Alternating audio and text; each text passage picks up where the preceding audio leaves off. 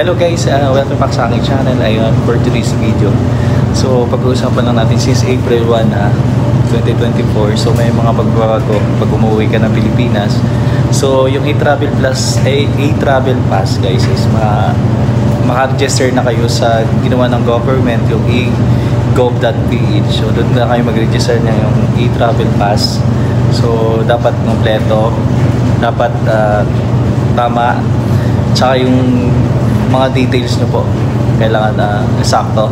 Tsaka doon na rin po isi-send ng inyong arrival sticker na paglabas nyo sa A-gates ng immigration sa Pilipinas. So dapat sakto talaga. So kung paano po, ayan, panoorin po natin yung video to. I-credit na lang natin si ate. So good luck guys. So panoorin natin. Lahat ng OFW na pauwi sa Pilipinas starting April 1, 2024, ang e-travel ay makukuha na sa application na tinatawag na eGov. Mo itong ma-download sa iyong Apple Store or Play Store. For the step-by-step process, watch this video.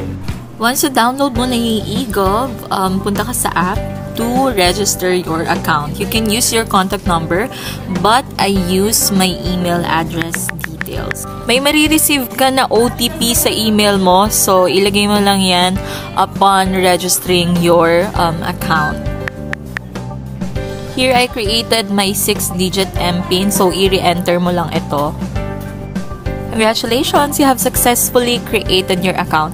For you to be verified on this application, ilagay mo lang yung mga details na kailangan.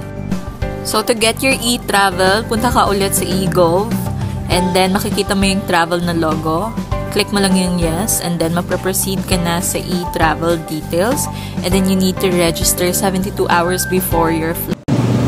So, ayun lang guys. Sana po may natutunan pa tayo sa video natin ngayong araw. So, sana all makakawin na ng Pilipinas. So, guys, dapat mas mabuti na alam natin yung mga patakaran ng government natin sa pagpapauwi at sumubak siya sa Pilipinas. So, yan.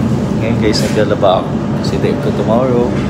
So, yun lang. Maraming salamat guys. Sana po na may natutunan pa tayo. So, kung hindi ka pa po nakasubscribe sa aking channel, don't forget to subscribe. Click na yung bell para matibay po kayo sa aking next upload.